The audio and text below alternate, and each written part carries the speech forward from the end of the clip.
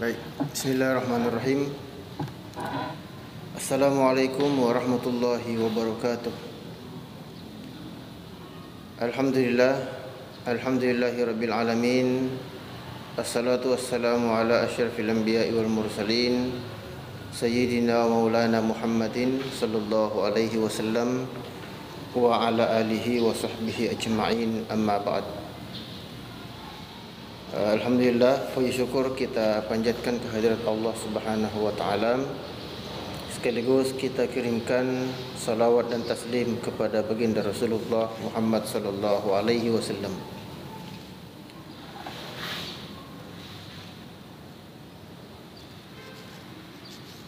Dalam kesempatan pagi hari ini kita masih akan melanjutkan materi sebelumnya,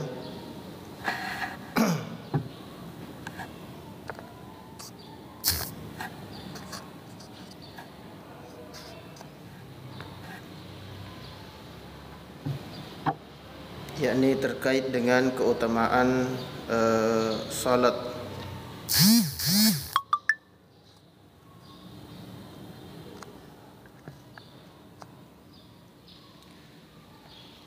Nah, kalau dalam materi sebelumnya kita bahas terkait dengan satu dalil yang menyatakan bahwa salat itu merupakan kewajiban berwaktu, as-salatu ala waktiha. Maka dalam kesempatan ini kita masih tetap melanjutkan materi terkait dengan keutamaan salat lima waktu. Nah, ada banyak keutamaan. Sebelumnya juga kita sudah banyak membicarakan terkait dengan keutamaan-keutamaan yang menjadi jaminan dari Allah Subhanahu wa taala kepada orang yang senantiasa melaksanakan salat lima waktu dalam kehidupannya. Nah, kita sertakan banyak hadis. Dalam kesempatan ini insyaallah kita masih melanjutkan hadis-hadis yang terkait dengan keutamaan salat tersebut. Nah, di antaranya di dalam kitab Az-Zawajir, ya, karangan Imam Ahmad bin Hajar Al-Haytami, beliau mengatakan bahwa warada fil hadis, ya, beliau mengatakan bahwa tersebut di dalam sebuah hadis, man hafaza ala salawati akramahullahu bi khamsi khisalin. Ya, beliau mengatakan bahwa disebutkan dalam sebuah hadis, Nabi mengatakan siapa yang menjaga sembahyang lima waktunya, maka Allah Subhanahu wa taala akan memberikan 5 kemuliaan kepadanya.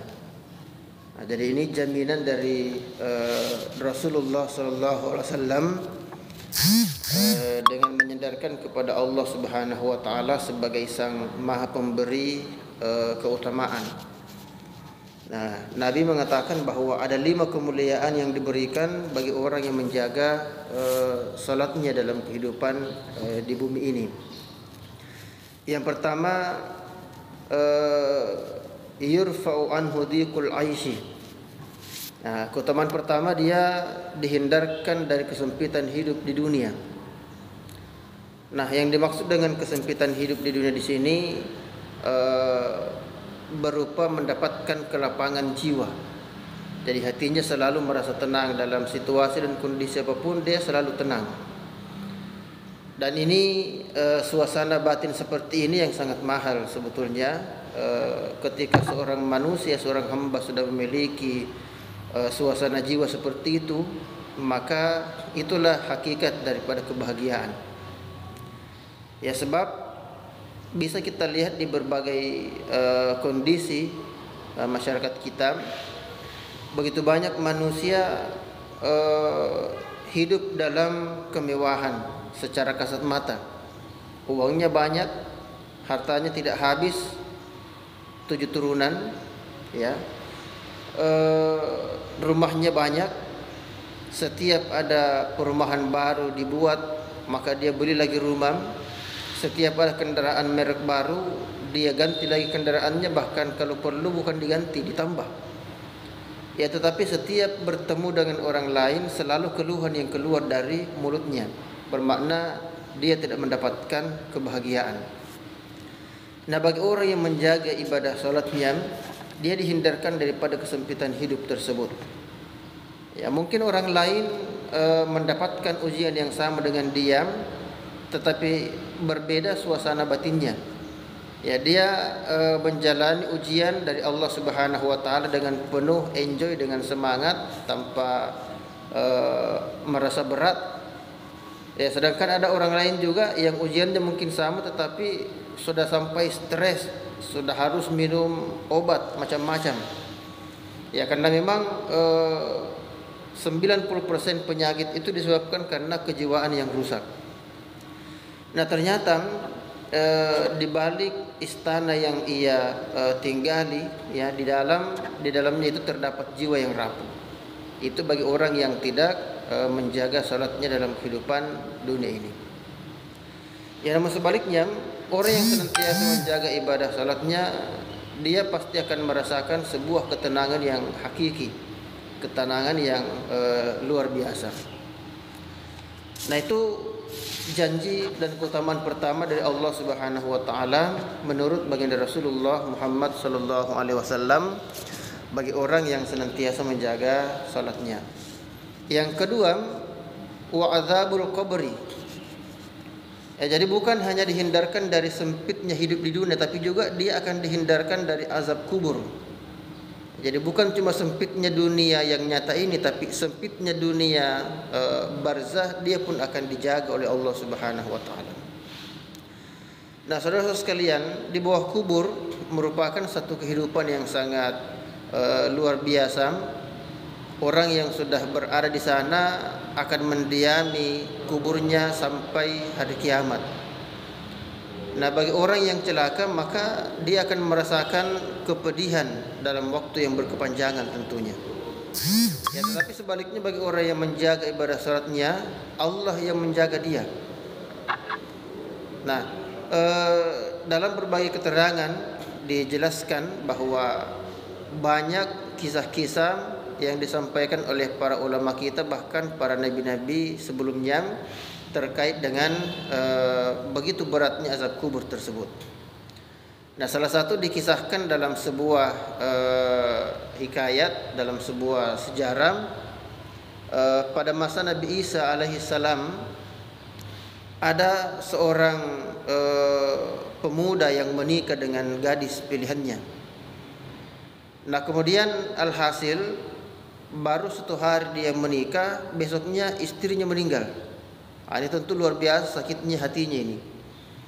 Nah, sakitnya hatinya, maka seluruh pengantar sudah meninggalkan dia, sudah meninggalkan pemakaman, dia tetap sujud di situ di pusara istrinya, ya, sampai bermalam. Ya, jadi 1 malam dia tidak bangun, dia menangisi terus kepergian istrinya tersebut. Nah, kemudian saudara sekalian, apa yang terjadi? Keesokan harinya, begitu dia mengangkat kepalanya, dia lihatlah Nabi Isa alaihissalam. Jadi lewat Nabi Isa alaihissalam lewat. Ya, kita bersama tahu bahwa salah satu mukjizat Nabi Isa itu dapat menyembuhkan berbagai penyakit, bahkan orang mati bisa hidup kembali. Itu salah satu mukjizat terbesar Nabi Isa alaihissalam. Nah, ketika diangkat kepalanya, dia lihat Nabi Isa lewat. Ya, dia lewat, kemudian dia kejar. Ya Nabiullah Isa, tolong bantulah aku. Ya, Nabi Isa mengatakan, apa yang ingin engkau aku bantukan kepadamu? Dia katakan, ya Rasul, saya ini pengantin baru. 1 hari saya menikah, istri saya meninggal. Ya, sangat sakit hati saya, kata pemuda ini. Terus apa yang kau inginkan? Dia katakan, ya Rasul, salah satu mukjizat bukan dapat menghidupkan orang yang sudah meninggal. Aku mohon kepadamu ya Rasul, tolonglah aku hidupkan kembali istriku, walaupun hanya sekejap saja, sebatas untuk aku meluangkan kerinduanku kepadanya. Nah, melepas kerinduan. Nah, lalu kemudian Nabi Isa mengatakan, kalau begitu tunjukkanlah kepada aku yang mana makam istrimu. Ya, sehingga masuklah kembali ke pemakaman, lalu dia tunjuk kuburan istrinya. Nah, ini apa yang terjadi saudara sekalian, ketika dia tunjuk kuburan istrinya, ya namanya orang pikirannya kalut, hatinya sakit karena ditinggal pergi istrinya yang baru 1 hari dinikahi. Dia salah tunjuk. Ya, bukan kuburan istrinya yang dia tunjuk. Ya, dia katakan, inilah kuburan istriku ya Rasul. Ya, maka Nabi Isa mengatakan, kalau begitu pejamkanlah matamu, saya akan munajat kepada Allah Subhanahu wa taala. Ya, lalu kemudian Nabi Isa berdoa, lalu kemudian tidak lama kemudian muncullah dari kubur itu seorang nenek-nenek duduk di atas pusara, sudah putih semua rambutnya, sudah keriput semua kulitnya. Ya, apa kata Nabi Isa alaihissalam? Nabi Isa mengatakan, ya fulan, ini ke istrimu yang paling kamu cintai, yang membuat hatimu sangat sakit. Nah, ini sudah nenek-nenek ini. Dia katakan, ya Rasul, mohon maaf, pikiran saya lagi terganggu. Ya, saking sakitnya hati saya ditinggalkan istri saya yang baru menikah sehari. Saya salah tunjuk ya Rasul. Yang di sampingnya itulah kuburan istri saya, kata pemuda tadi. Ya, Nabi Isa mengatakan bahwa saya memahami bagaimana kekalutan pikiranmu. Nah, karena itu tunggu dulu sejenak, saya ingin bertanya kepada orang tua ini. Ya, maka Nabi Isa bertanya kepada orang tua itu, beliau mengatakan, man anti, siapakah engkau? Ya, kemudian ini menjawab, ana ummati Musa kalilullah. Saya ini umatnya Nabi Musa, Nabi yang dapat bercakap-cakap dengan Allah. Ya, karena kita bersama tahu salah satu mukjizat Nabi Musa itu bisa berbicara langsung dengan Allah Subhanahu wa taala. Jadi sinyalnya kuat. Ya. Apa yang kau rasakan di bawah kuburmu, kata Nabi Isa. Dia katakan, ya Rasul, sejak saya dimakamkan, pengantar kuburan meninggalkan kuburan saya, belum pernah saya mendapatkan kebaikan. Saya selalu mendapatkan siksaan, mendapatkan cambukan, pukulan dari penjaga yang ada di bawah. Nah, artinya apa saudara sekalian? Sebagaimana kita gambarkan tadi, bagi orang celaka itu di bawah kubur banyak sekali siksaan di situ. Ya. Nah, bayangkan sejak wafatnya orang, ditinggalkan oleh pengantar kubur sampai hari kiamat, sampai detik itu pula malaikat-malaikat Allah Munkar wa Nakir siap memberikan hukuman kepada orang yang celaka di bawah kuburnya. Ya, tetapi dalam hadis tadi ini, bagi orang yang menjaga salatnya, dia tidak perlu khawatir dengan azab tersebut, tidak perlu khawatir dengan siksaan tersebut, karena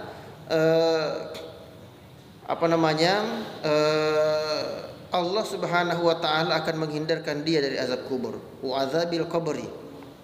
Jadi ini sudah 2 keutamaan yang Allah berikan kepada orang yang menjaga salat.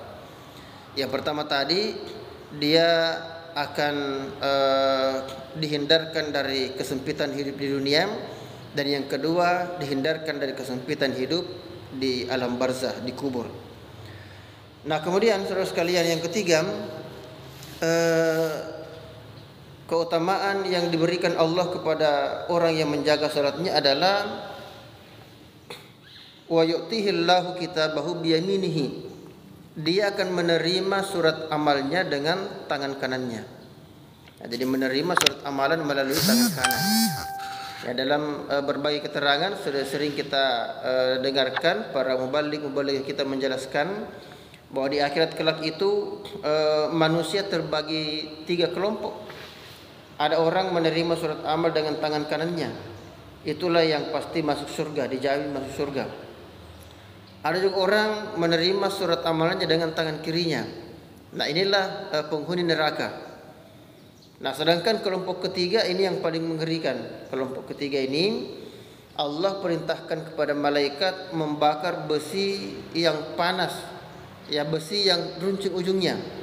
Lalu kemudian ketika besi itu sudah memanas, sudah memerah karena panas, maka Allah perintahkan malaikatnya menusuk dada orang itu sampai tembus ke belakang.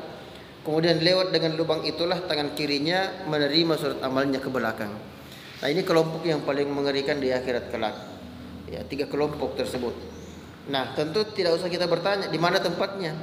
Apakah surga atau neraka? Yang jelas kalau kelompok kedua saja masuk neraka, apalagi kelompok ketiga ini.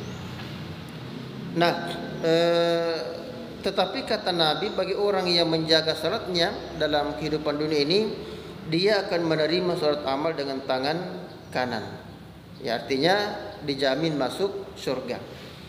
Nah, sehingga saudara-saudara sekalian, ini lagi-lagi menjadi bukti dari apa yang kita sampaikan sebelumnya, bahwa manusialah yang butuh salat. Ya, bukan Allah yang butuh kita menyembah kepadanya, tapi menyembah adalah kebutuhan manusia. Menyembah itu adalah kebutuhan seorang hamba kepada Sang Pencipta. Oleh karena itu, jangan sampai kita meninggalkan salat dengan sengaja. Nah, itu keutamaan yang ketiga diberikan Allah Subhanahu wa taala bagi orang yang menjaga sembahyang. Ya, jadi wa yu'tihillahu kitabahu biyaminihi. Jadi menerima surat amal dengan tangan kanannya. Nah, terkait dengan ini saya ada cerita sering saya sampaikan di mana-mana ini. Saya ada pengalaman satu waktu saya ada kegiatan di satu masjid. Nah, selesai kegiatan itu berbincang dengan pengurus masjid setempat. Ya, tiba-tiba ada orang tua yang masuk bersalam di pintu. Dia katakan ketua pengurus mengatakan, Ustadz, ini jamaah saya ini sudah pernah meninggal tapi hidup kembali. Ya, saya katakan, bagaimana ceritanya orang hidup, orang mati hidup kembali? Nah, dia katakan mati suri, Ustadz. Nah, jadi kalau begitu, bolehkah saya bertanya tentang pengalaman Bapak waktu diperjalankan Allah ketika mati suri itu? Ya, beliau banyak sekali dia ceritakan. Nah, salah satunya dia mengatakan bahwa saya melihat banyak sekali pos-pos penjagaan, kata orang tua ini. Ya, jadi beliau ini bukti kematiannya sudah ada. Ya, dia sudah punya 3 surat kematian waktu itu. Ya, jadi surat kematian dari dokter, keterangan dokter bahwa meninggal, kan dia dinyatakan meninggal di rumah sakit. Nah, kemudian sudah ada juga surat kematian dari pemerintah setempat, RK, sekarang RW ya. Waktu itu namanya RK, rukun keluarga. Sekarang itu berubah menjadi RW ya. Ini kira-kira sekitar tahun 80-an ini. Nah, kemudian surat kematian yang ketiganya itu surat kematian dari lurah. Nah, jadi sudah 3 surat kematian orang tua ini. Nah, dia cerita bahwa saya waktu sudah sehat kembali, saya datang ke kantor lurah membawa surat itu. Ya, menghadap kepada Pak Lurah, kata beliau. Ya, saya bertanya bahwa Pak Lurah, saya ada keperluan sama kita ini. Apa itu? Ini terkait dengan ini surat yang pernah kita buatkan untuk saya. Ya, ketika Pak Lurah baca itu surat, kaget dia. Loh, kok ini surat kematian? Berarti kau ini sudah mati. Dia katakan, iya Pak Lurah, saya alhamdulillah diperjalankan Allah, tapi saya ini mati suri. Nah, sekarang hidup kembali. Nah, jadi surat kematiannya sudah 3. Apa kata Pak Lurah? Pak Lurah menjawab waktu itu, kalau begitu Pak, ini simpan ini surat tak, karena biar bagaimana nanti akan kita pakai nanti. Ya, cepat atau lambat akan mati juga.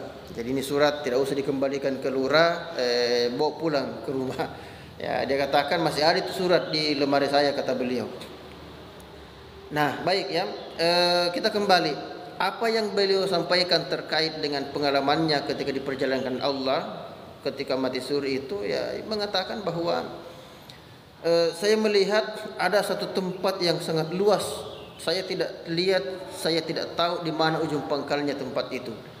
Dalam hati saya mengatakan, wah, kira-kira inilah padang mahsyar ini. Nah, kemudian apa yang Bapak lihat di tempat yang sangat luas itu? Ya, dia katakan, saya melihat manusia di sana, Ustaz, itu ada 3 kelompok. Ada berpakaian putih, ada berpakaian hitam, ada juga pakaiannya belang-belang, ya gosong begitu ya. Nah, terus Ketika beliau mengatakan ini, saya ingatlah hadis yang kita sampaikan tadi ini, bahwa nanti manusia di akhirat itu akan terbagi tiga. Ada kelompok yang menerima surat amal dengan tangan kanannya, itulah yang pasti masuk surga. Kelompok kedua ada yang menerima surat amal dengan tangan kirinya, itulah neraka. Nah, kira-kira perhitungannya itulah tadi yang berpakaian putih-putih, ya itulah yang ahli surga. Yang berpakaian hitam gosong, ya itu masuk neraka. Sedangkan yang pakaiannya belang-belang, itulah yang tadi kelompok ketiga tersebutkan, kelompok yang paling mengerikan tadi itu. Nah, jadi ada pembuktian ya yang dirasakan dan dilihat oleh orang tua tadi itu ketika diperjalankan Allah Subhanahu wa taala tatkala dia mengalami yang namanya mati suri. Ya. Nah, itu yang ketiga ya. Wa yu'tihillahu bikitabahu biyaminihi. Bagi orang yang menjaga salatnya, dia tidak perlu khawatir dengan hal itu, karena dipastikan akan menerima salat amal dengan tangan kanannya. Artinya dia berada pada kelompok yang selamat, kelompok yang pasti masuk ke dalam surganya Allah Subhanahu wa taala.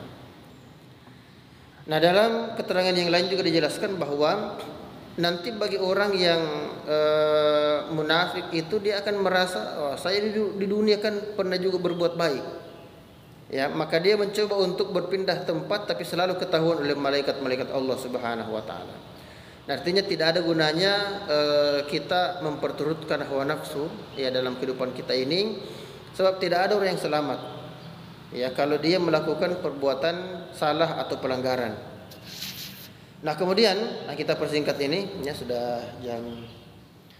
Nah, kemudian berikutnya keutamaan yang Allah berikan kepada orang yang menjaga salatnya adalah wa yamurru ala siratikal barqi.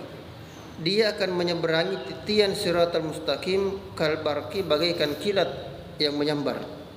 Ya, begitu cepat dia menyeberangi titian sirat tersebut. Nah, pertanyaannya, apakah itu siratal mustaqim?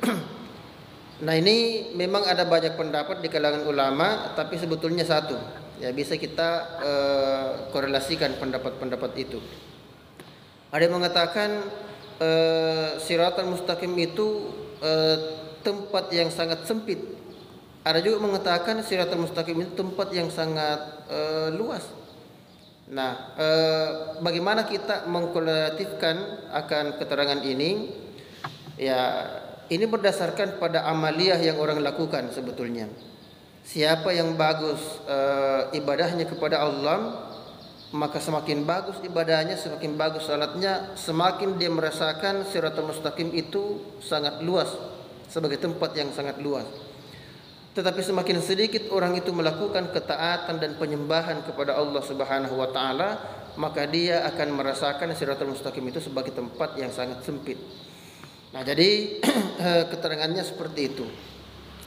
Oleh karena itu, saudara sekalian, lagi-lagi membuktikan yang keempat ini, kalau memang salat itu kita yang butuh.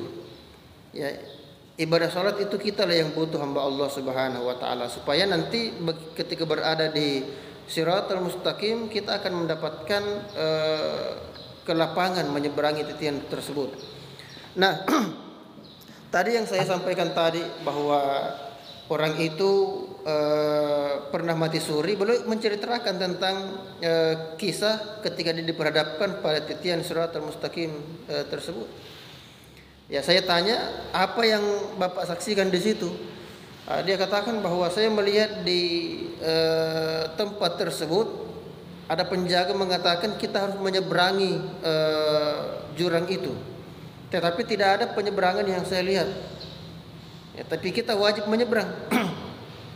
Nah, saya katakan bagaimana kondisi di sana? Apakah orang ada yang jatuh kah atau apa? Beliau katakan, banyak, macam-macam kata beliau. Ada orang baru satu langkah melangkah sudah jatuh ke bawah. Apa yang ada di bawah? Di bawah itu api yang menyala-nyala. Ya, api berkobar. Jadi kalau jatuh ke bawah ya pasti terbakar. Nah, kemudian ada orang juga kata beliau di pertengahan jatuh ke bawah. Ada yang kasihan tinggal satu langkah sampai di sebelah jatuh. Nah, ini tergantung pada ibadah salatnya kira-kira ini. Oleh karena itu ada juga kata beliau orang yang hanya saya berkedip tiba-tiba dia di sebelah. Ya, inilah kira-kira yang dimaksud dalam hadis ini, wa yamurru ala sirati kalbarki, menyeberangi titian siratal mustaqim bagaikan kilat yang menyambar. Nah, oleh karena itu saudara sekalian, dalam hal ini kita tidak perlu khawatir, karena beliau juga menceritakan dalam pengalamannya waktu mati suri itu, beliau mengatakan bahwa saya dalam kondisi yang sudah sangat ketakutan, sudah keringat dingin, sudah basah seluruh tubuh, bukan karena air tapi karena keringat. Tiba-tiba saya mendengarkan bisikan, ingatlah ketika engkau hendak salat. Ya, maka saya, kata beliau, pejamkan kedua mata saya, kemudian angkat takbiratul ihram, Allahu Akbar. Anehnya begitu membuka matanya, sudah tidak ada lagi jurang di depan. Dan ketika menoleh ke belakang, ternyata jurang itu sudah dilewati, sudah dilalui. Nah, ini saya ingat hadis yang kita bacakan tadi, ketika beliau menceritakan tentang pengalamannya ketika mati suri tersebut. Nah, yang saya katakan, ya, kira-kira itulah titian siratal mustaqim. Dia mendapatkan keutamaan dari Allah Subhanahu wa taala dengan menyeberangi titian tersebut kalbarki, bagaikan kilat yang menyambar. Nah, sebagaimana janji dari Rasulullah sallallahu alaihi wasallam yang kita sampaikan tadi ini. Wa yamurru ala sirati kalbarki. Yang terakhir, saudara sekalian, keutamaan yang Allah berikan bagi orang yang menjaga salatnya adalah wa yadkhulul jannata bighairi hisabin. Ya, dia masuk ke dalam surga tanpa dihisab terlebih dahulu. Ya, kenapa demikian? Karena memang bagi orang yang beruntung, ketika sudah diperiksa amal salatnya sudah bagus, maka bermakna semuanya sudah bagus. Ya, jadi ketika salatnya sudah dipandang bagus oleh malaikat-malaikat Allah Subhanahu wa taala, malaikat-malaikat penjaga, maka dia langsung dimasukkan ke dalam surga tanpa dihisab amalan-amalan yang lain. Ya, maka bahagialah orang yang senantiasa menjaga ibadah salatnya dalam kehidupan di dunia ini, sebab 5 keutamaan atau 5 kemuliaan yang dijanjikan Rasulullah sallallahu alaihi wasallam yang pasti diberikan Allah, ini juga pasti akan kita dapatkan bagi yang konsisten menjaga ibadah salat dalam kehidupan kita ini.